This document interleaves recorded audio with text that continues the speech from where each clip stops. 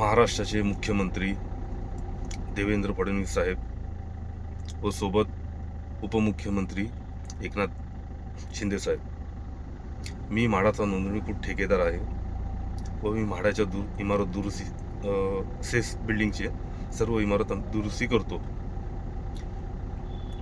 विषय असा झालेला आहे, आपण मंडळाला, शासनाला वेळोवेळी निधी देता,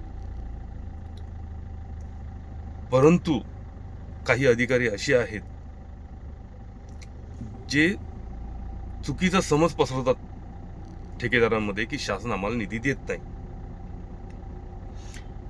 तो निधीचा वापर हे लोक अशा चुकीच्या पद्धतीने करतात आहे की आमच्यासारख्या ठेकेदारांची जी वर्षोनवर्ष बिलं अडकलेली आहेत ते निघत नाहीत. आम्ही विचारायला गेल्यानंतर आम्हाला असं सांगण्यात येतं की शासन निधी देत नाही.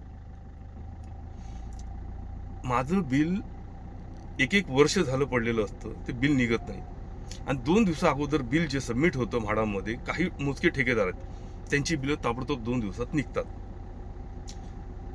ह्या विषयीची माहिती घेण्यासाठी मी मुंबई इमारत दुरुस्ती व पुनर्रचना मंडळ दुसरा मजला रूम नंबर 356 मुख्य लेखाधिकारी श्रीमती स्नेहल साने व विभागीय लेखपाल श्रीमती नूतन बेलोसे यांच्याकडे माहितीच्या अधिकारात काही माहिती मिळवण्यासाठी मी अर्ज केला होता.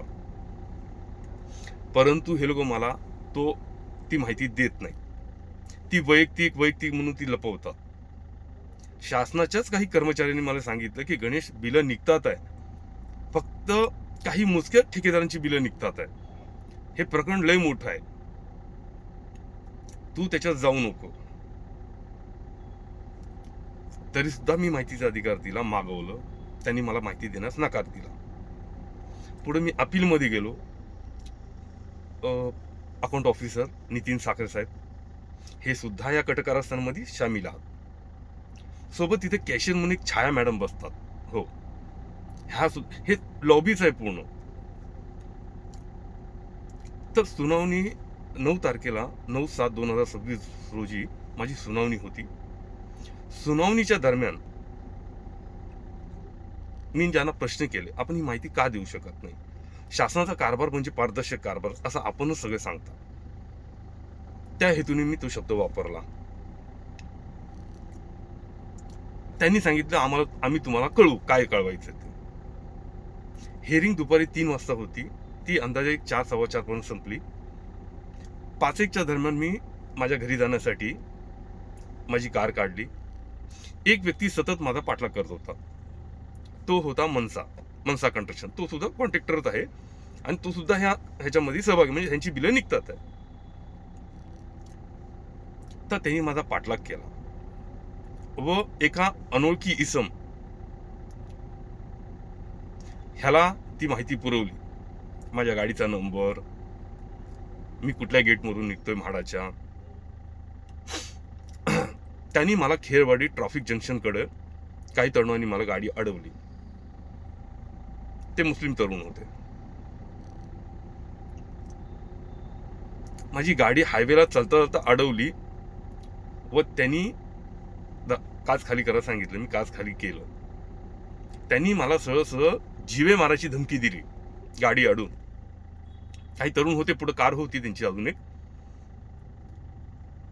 ह्यांनी मला स्पष्टपणे सांगितलं, तू जे अकाउंटला करतोयस ते सगळं बंद कर, नाही तर तू परत कधी दिसणार नाहीस.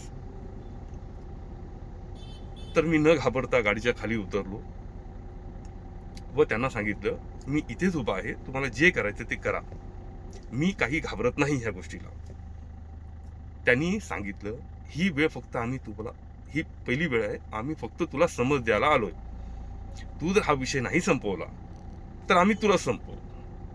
मी बोललो, ठीक आहे, हरकत नाही. थोड्या वेळासाठी मी घाबरलो. थोडी मनामध्ये भीती आली की हे काय चाललंय. म्हणजे म्हाडाचे अधिकारी आज इतक्या लेवलला गेलेत की जीवे मारायच्या धमकीसाठी पोरं पाठवतात आहे कॉन्ट्रॅक्टरच्या थ्रू. विचार करण्याची गोष्ट आहे. मी महाराष्ट्र राज्यामध्ये राहतो, महाराष्ट्राचे सगळे कर टॅक्सेस सगळं भरतो. कायदेशीर इमारती दुरुस्ती करतो व कायदेशीर पेमेंट घेतो व कायदेशीर जीएसटी सुद्धा भरतो. आज आम्हाला विचारायचा अधिकार नाही की आमची बिलं का एवढं टाइम पासून पेंडिंग आहेत. एक एक ठेकेदार जीव द्यायला तयार झालेत आज.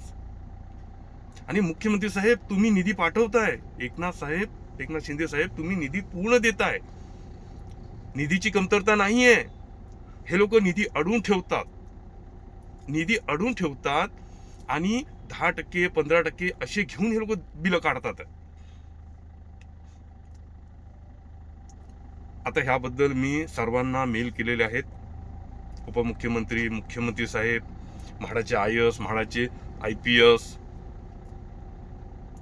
Kherwadi police station, CP office, DCP office सगळ्या ठिकाणी मेल केले. मी ह्या संदर्भात मंत्रालयामध्ये एक अर्ज पण केलेला आहे की SIT चौकशीबद्दल. कृपया करून SIT चौकशी लावा. जे दोषी अधिकारी त्यांच्यावरती कडक कारवाई झाली पाहिजे. आणि ज्यांनी मला जीवे मारायची धमकी दिली त्याच्यावरती कडक कारवाई करावी.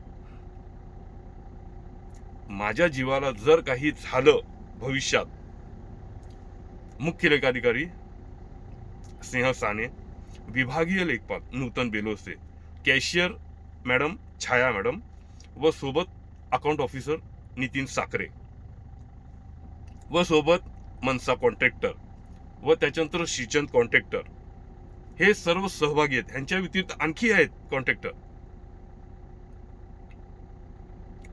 ह्याच्यामुळं मुख्यमंत्री साहेब तुमची छबी खराब होते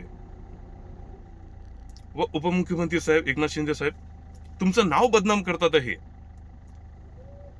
कृपया आपण याबद्दल तपास करावा आणि मला न्याय द्यावा हीच विनंती.